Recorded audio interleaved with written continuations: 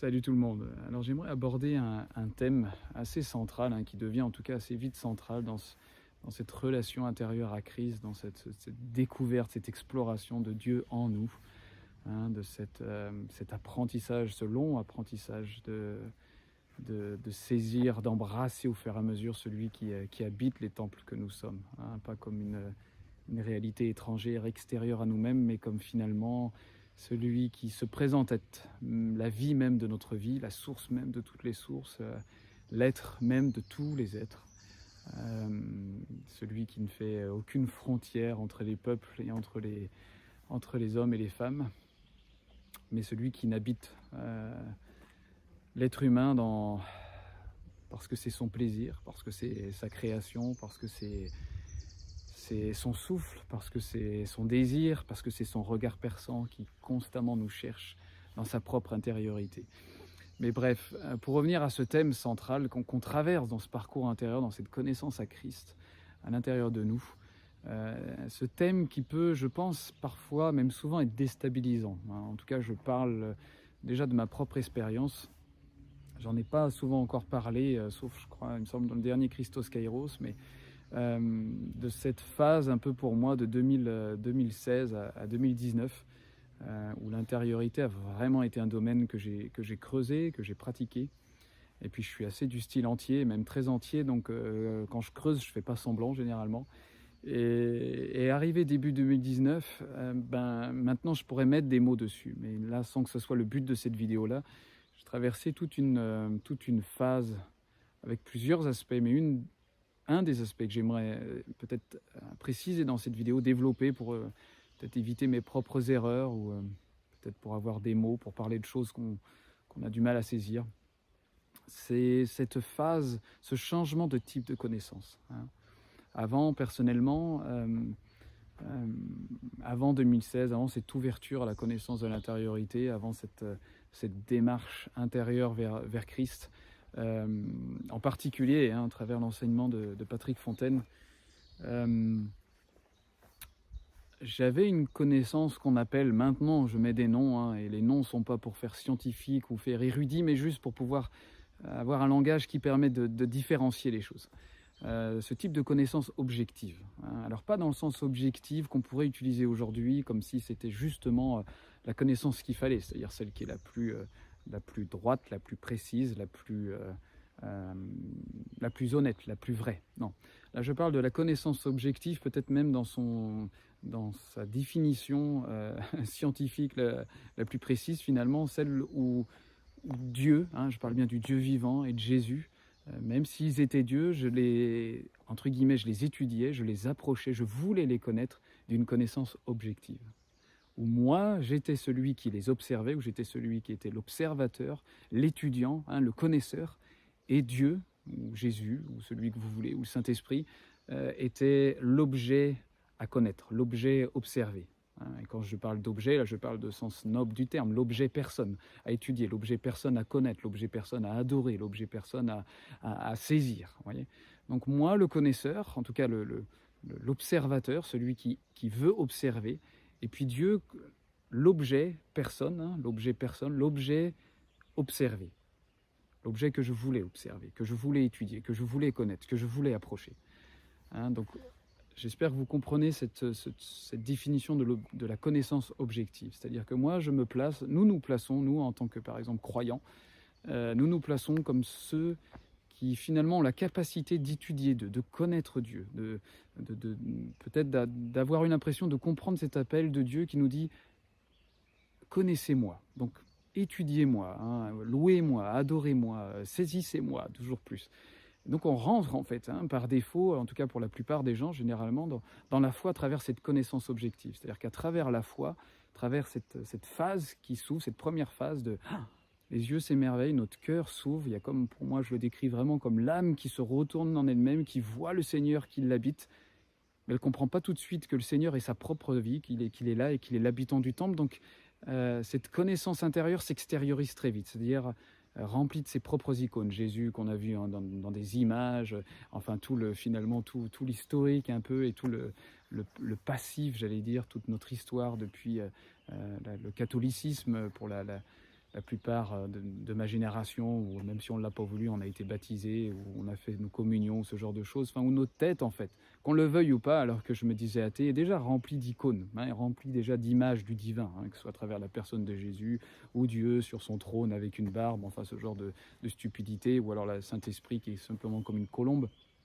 Bref, ce genre d'icônes, sans s'en rendre compte, sont déjà dans notre tête, hein, une sorte de connaissance inconsciente, qu'elle soit héritée d'ailleurs de nos parents, ou qu'elle soit pour nous une connaissance qu'on a reçue à un moment, mais elles sont là en tout cas. Elles sont là comme un dépôt, la plupart du temps inconscient, mais elles sont là, et ça on ne peut pas les ignorer. Et la plupart du temps, cette première expérience de foi, cette première expérience où Dieu se révèle à nous, eh ben en fait, pour les expériences authentiques, Dieu, en fait, notre âme, pardon, s'est retournée vers le Dieu vivant qui était en nous, s'est retournée vers celui qui est notre propre vie. Mais par différents réflexes religieux, et en particulier des icônes, des images, des connaissances qu'on a eues dans le temps, cette connaissance s'extériorise. C'est-à-dire qu'on parle de cette connaissance objective. C'est-à-dire qu'on va approcher Dieu comme l'objet à étudier, l'objet extérieur à nous à étudier, hein, l'objet qui est soit dans les cieux, sur son trône, Jésus qui peut soit se révéler à côté de nous, ou alors encore dans les cieux, le Saint-Esprit qui peut venir de telle ou telle manière. C'est un type de connaissance qu'on appelle la connaissance objective. C'est-à-dire, on se place comme observateur, bien sûr, muet par l'amour, muet par un désir, muet par la foi. Hein. Je ne parle pas stoïque et froid, cette connaissance-là, mais nous nous plaçons comme observateurs qui veulent étudier Dieu, qui veulent le connaître, qui veulent l'approcher. Et Dieu comme l'objet étudié. Hein. J'espère qu'on comprend ce que ça veut dire, cette connaissance objective. Hein. Thomas Merton va parler de cette connaissance objective aussi dans son livre, l'expérience mystique. C'est pas l'expérience mystique, l'expérience intérieure, pardon. Mais bien d'autres mystiques, chrétiens en particulier, mais des soufistes aussi, ou d'autres types de mystiques dans d'autres traditions. Pourquoi? Parce que ils vont dans ce chemin, dans ce parcours, comme je dis, dans ce voyage intérieur, on découvre, comme spontanément, hein, sans l'avoir lu dans les livres pour la plupart des personnes, on découvre un autre type de conscience qui s'installe par elle-même en nous, qu'on pourrait appeler la connaissance subjective. Et là, pas la connaissance subjective, j'allais dire aujourd'hui, qu'on pourrait justement utiliser de manière erronée. Hein, si c'est subjectif, c'est que ça dépend du sujet, c'est une vision personnalisée qui n'est pas objective, qui n'est pas réelle, qui n'est pas vraie. Non, là, c'est dans le terme bien scientifique de la définition connaissance subjective. C'est-à-dire où nous participons au sujet. Hein, où le sujet, c'est plus nous, c'est plus cette relation observateur-objet observé, mais où il n'y a que le sujet, où nous participons au sujet, où cette connaissance n'est plus Dieu comme autre que moi, comme celui que je vais connaître, que je vais étudier, autre que moi, mais cette connaissance qu'on appellerait subjective, on peut mettre n'importe quel autre mot, mais cette connaissance subjective qui se déroule devant nous, un peu comme un tapis déroulant, qui peut être très déstabilisante au début, où on réalise de plus en plus dans cette démarche intérieure avec Christ, dans cette espèce de découverte, où on saisit au fur et à mesure celui qui vit en nous, hein, pas comme un objet en nous, mais comme une vie spontanée qui commence à jaillir, comme, je vous dis, le naturel le plus caché, le plus profond en nous, qui vient faire émerger ce qui a besoin d'être émergé en nous, hein, ce qui vient faire émerger parfois les choses de notre humanité qui ont besoin d'être traitées, mais aussi le fond divin qui commence à s'éveiller et qui commence à prendre ses largesses, à prendre ses aises en fait en nous, hein, et qui plus tant une histoire de foi dans le sens je vais mettre ma foi en pratique, hein, ou alors si on doit parler de foi, cette petite foi de croire et d'accepter qu'il est en nous et qu'il est notre vie. Et donc ce type de connaissance, cette connaissance subjective va se dérouler un peu sous nos pieds, hein, sous nos yeux, où on apprend au fur et à mesure à quitter ce schéma de vouloir connaître Dieu comme un objet à étudier, à connaître, même à louer ou adorer, mais comme un repos de ce quand cette connaissance devient de plus en plus spontanée en nous et surtout intuitive. On en a parlé souvent dans des vidéos, et puis ce type de connaissance est souvent celle présentée finalement par cette, quand je dis voie mystique, c'est pas pour faire peur, hein, c'est le mystère même de Christ, hein, cette connaissance qui finalement ne se terminera jamais, ne sera jamais bornée de limites en disant ça c'est Christ. Non, Christ est finalement, hein, cette unité parfaite entre la nature humaine et la nature divine. Hein, Christ est la révélation parfaite et complète entre la nature humaine et la nature divine. Et là, je ne parle plus du personnage historique que Jésus a été sur terre et qui a manifesté Christ à un moment de l'histoire. Mais je parle du Christ aujourd'hui qui permet de manifester le nouvel homme, c'est-à-dire toute l'humanité dans sa nature humaine complètement unie à la nature divine. Et ce Christ-là est appelé à être connu au fur et à mesure en nous. Pas simplement, et j'allais dire presque plus au final, comme une connaissance objective, c'est-à-dire ce Christ, je vais le saisir comme un objet, j'essaye de voir avec ma main, je ne sais pas si vous voyez, mais je vais le saisir, je vais mieux le connaître, je vais l'étudier, je vais toutes sortes d'approches où nous n'avons pas encore conscience qu'il est en premier, en tout premier, la vie de notre vie. Celui qui est le noyau même de notre vie, celui qui est le souffle même, mais même pas là dans un sens, comment dire ça, religieux du terme, mais le vrai souffle de notre vie, dans le sens, si on doit utiliser un autre terme pompeux, ontologique de l'être humain, c'est-à-dire ontologique dans le sens, dans la structure même de ce qu'est un homme. Mais lorsqu'on commence à prendre conscience du souffle même qu'est Christ en nous, du rythme cardiaque, spirituel qu'est Christ même en nous, de ce que, lorsqu'on commence à comprendre un petit peu plus, enfin, quand Jésus dit, mais demeurez en moi et moi en vous, car sans moi, vous ne pouvez rien faire. J'allais dire, ça nous fait presque une belle jambe au début quand on lit ça dans l'évangile de Jean, là au chapitre 15, parce que entre nous et moi, on peut faire plein de choses sans lui. La plupart de nos journées, on a l'impression de faire les choses sans lui. Et pourtant, Jésus va nous dire, tellement dans cette conscience du Père qui est en lui, n'oublions pas, dans Jean 12, 44, Jésus va dire, mais si vous croyez en moi, ce n'est pas en moi que vous croyez, mais c'est en celui qui m'a envoyé. Jean 12, 44, je répète. Mais si vous croyez en moi, ce n'est pas en moi que vous croyez, c'est en celui qui m'a envoyé. Jésus était tellement conscient du Père qui l'habitait. Il était tellement conscient de venir lui-même du Père. Jésus n'avait pas de père biologique, il le savait, Marie avait certainement dû lui transmettre. Donc Jésus, dès son plus jeune âge, a connu depuis Marie que son Père depuis lequel il est Yahweh, est le Dieu de toute éternité, est Elohim. Ça a été la conscience de Jésus dès le plus jeune âge. Dès certainement que son intelligence a pu commencer à saisir les choses, il a compris que le Père des cieux était son vrai Père. Et c'est exactement et précisément ce même type de connaissance qu'on est appelé à embrasser de plus en plus. Que ce Père qui est dans les cieux est notre véritable Père. Qu'il est véritablement celui qui nous a engendrés.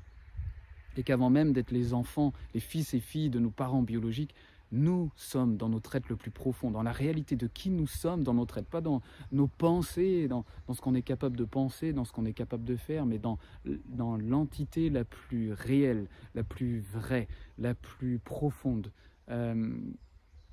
C'est lui qui nous a engendrés. Bref, pour revenir à Jésus, il était tellement conscient de ce Père, ce Père qui fait en moi toutes ses œuvres. Ou alors encore le Fils qui ne peut rien faire de lui-même, excepté ce qu'il voit le Père faire. Ou encore tous les jugements qu'il donne ne viennent pas de moi, mais de ce que j'entends du Père. Ou encore il va dire à ses disciples, combien c'est magnifique d'ailleurs, si seulement on pouvait connaître des hommes et des femmes d'une telle expérience de Christ qui peut nous dire la même chose. Tout ce que j'ai entendu du Père, je vous l'ai dit. Jésus ne cherchait pas une connaissance occulte, ne cherchait pas à cacher une connaissance, ne cherchait pas à se mettre en valeur en faisant penser aux autres, regardez, j'ai saisi des choses que vous ne connaissez pas encore. Non, Jésus va le dire à ses disciples, va le dire à ses apôtres, tout ce que j'ai compris de mon Père, tout ce que j'ai entendu de mon Père, tout ce que je sais, tout ce que je connais de mon Père, je vous l'ai dit. Je vous l'ai dit. Tout ce qu'ils étaient en capacité de porter, il a dit tout ce qu'il a entendu du Père. Donc, pour revenir à Jésus, conscient du Père qu'il habitait, conscient de cette unité, de cette union. Je préfère le mot unité, de cette unité avec le Père. Et c'est pour ça que Jésus est capable de dire dans Jean 12, 44, « Mais si vous croyez en moi, c'est pas en moi que vous croyez, c'est pas en ce moi formel que vous voyez qui a une forme, mais c'est en celui qui m'a envoyé, c'est en celui qui est ma vie, c'est en celui qui est ma passion, mon désir, qui est la puissance même de manifester les miracles, qui est la puissance même de vous libérer des paroles qui sont vie et esprit maintenant. C'est lui qui est ma vie, c'est lui qui est la structure même, qui est l'essence même de votre vie aussi. C'est pour ça que Jésus pourra souffler sur eux par la suite, parce qu'il sait que ce Père même qui est esprit est aussi leur vie. Donc pour revenir à ce que je disais au début,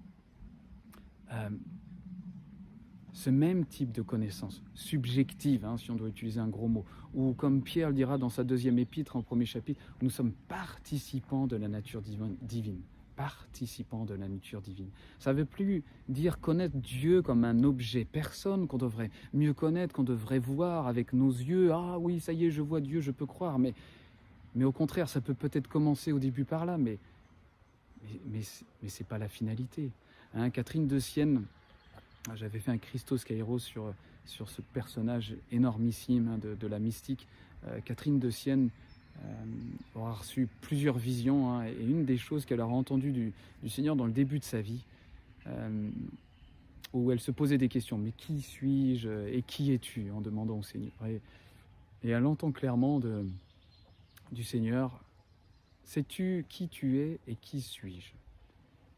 Et il lui dit, tu es celle qui n'est pas, et je suis celui qui suis. Et si tu as cette double connaissance, tu seras heureuse.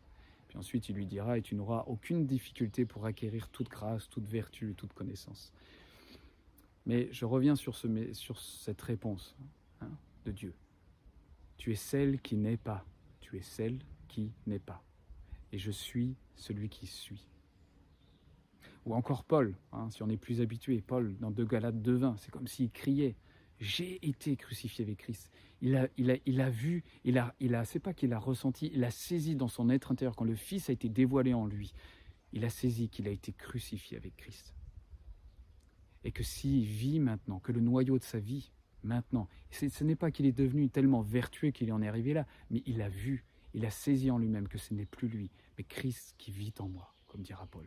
Et ce que je vis maintenant dans ce corps, dans cette chair, ça ne veut pas dire dans cette chair simplement dans cet habit de peau, mais dans son humanité, dans son âme, dans ses pensées, dans son esprit. Eh bien, c'est par la foi du Fils de Dieu que je vis ça.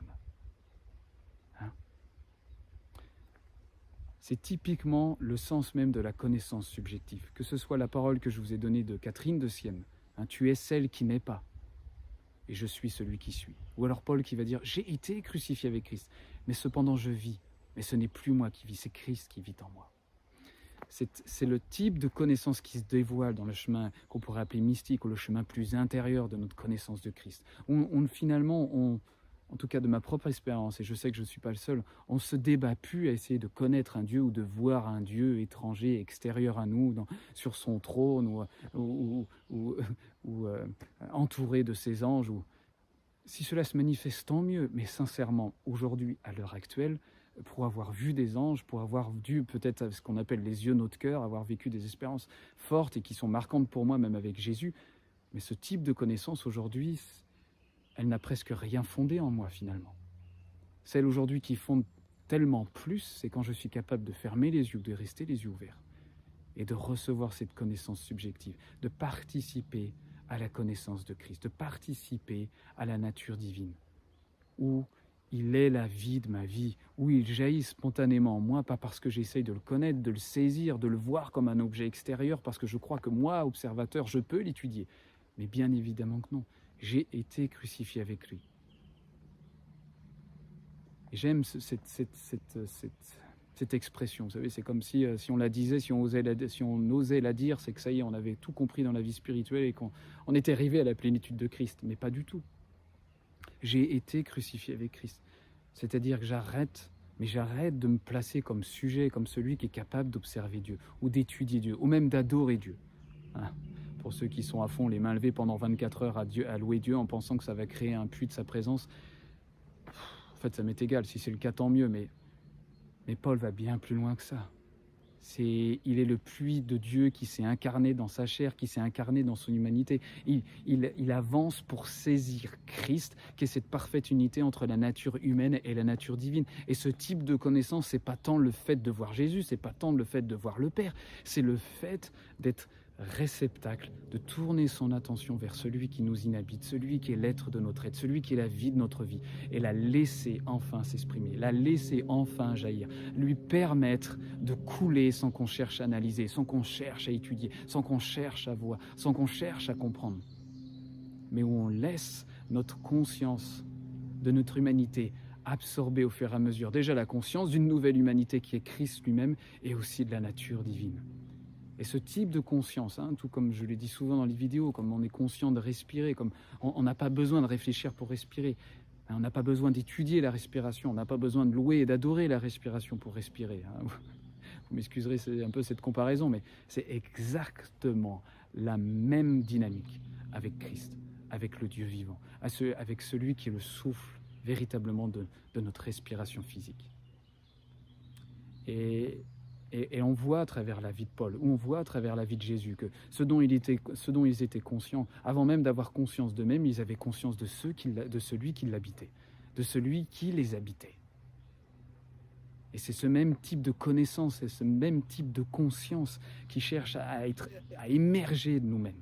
Ce n'est plus cette connaissance objective où je veux « Dieu, je veux te connaître, te louer, t'adorer, pouvoir te saisir là où tu es, pouvoir te toucher là où tu es. » Je ne veux pas dénigrer ce type de connaissance. Je comprends bien que ça peut commencer par là. Et puis parfois, ça surgit aussi dans notre vie, dans ce type de connaissance-là, comme une expérience, j'allais dire, souveraine de Dieu.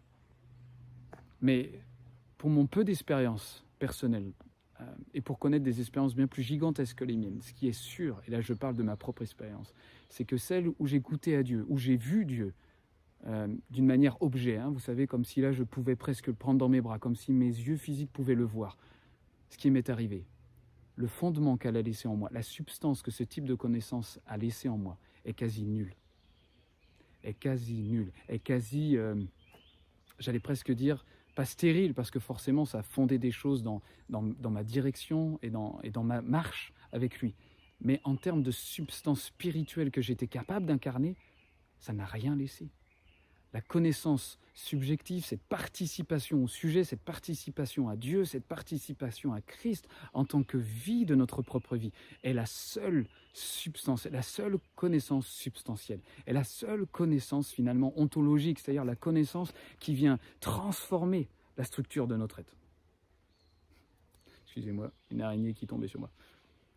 Bref, j'espère que vous comprenez le point et je vais arrêter là, mais si parfois ce changement un peu de type de connaissance, où cette connaissance subjective va être beaucoup plus presque abandonner la connaissance objective.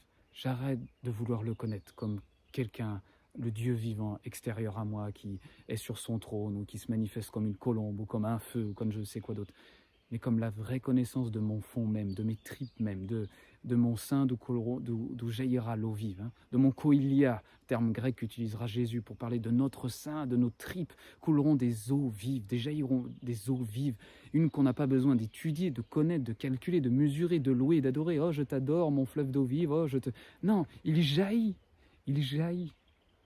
Et comme dans Romains 12, où Paul dira « Mais présentez vos corps comme un sacrifice vivant. » Et cela sera un culte raisonnable, c'est-à-dire en fait, littéralement en grec, une adoration raisonnable, une adoration spirituelle.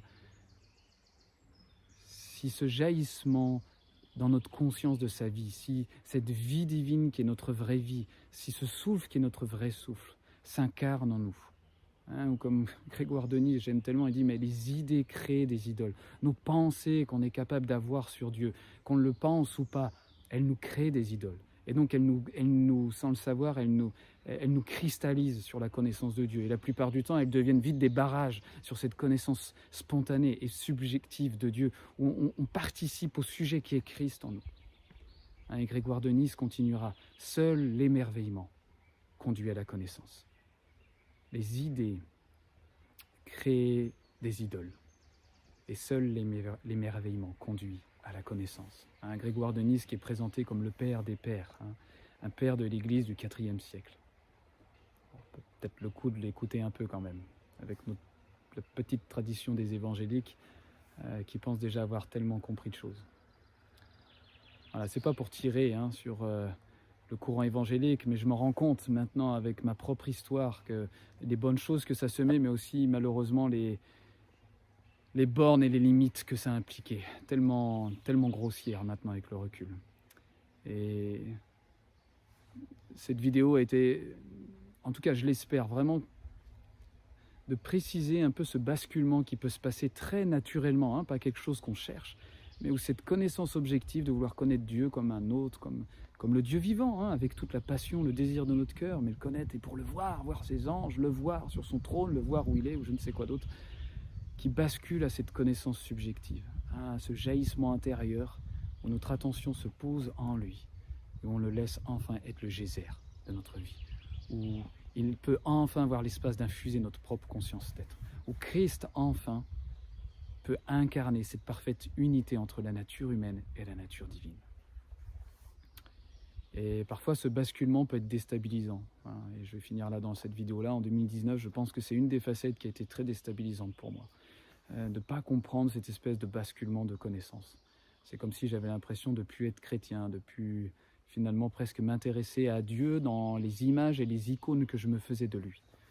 Et de ne pas comprendre cette espèce de début de jaillissement qui se faisait en moi et à travers moi et qui me permettait d'être complètement libre par rapport à cette connaissance habituelle, en particulier chez les évangéliques. On veut connaître Dieu, on veut voir Dieu, on veut toucher Dieu. Oh Dieu, révèle-toi, manifeste-toi. Et je n'ai rien contre ça, mais c'est typiquement normal dans cette voie mystique, hein, je parle de cette voie mystique, ce chemin que les mystiques empruntent, hein, le mystique, c'est-à-dire cette spiritualité des profondeurs en Christ, ne plus en rester seulement au dogme et aux théologies et à la croyance, mais à le vivre, à le vivre, à le vivre.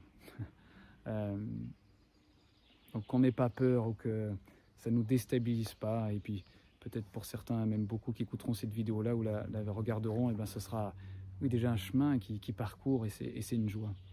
Et j'ai envie de témoigner de cette joie-là, oui, cette joie de basculer très naturellement, hein, spontanément dans cette connaissance, où notre être peut enfin se reposer dans la connaissance qui jaillit de notre fond, hein, qui jaillit de cette fine pointe de l'âme, comme dira le maître Eckhart, où le Fils peut naître. Et on arrête de chercher d'étudier le Fils, d'essayer de comprendre de ses contours, les tenues et les aboutissants, mais laisser jaillir cette vie qui est notre fond, qui est la réalité la plus profonde de notre être. Voilà, peut-être je ferai une autre vidéo un peu en continuant d'approfondir la connaissance subjective, hein, cette connaissance de participation, cette connaissance qui est vraiment celle de la communion, hein, de la participation à la nature divine, de la participation à Christ, plus comme un objet personne à étudier, mais même comme la réalité même de ce que veut dire embrasser Christ en nous. Christ en nous, l'espérance de la gloire. Voilà, je vous souhaite à tous une bonne journée et je vous dis à bientôt.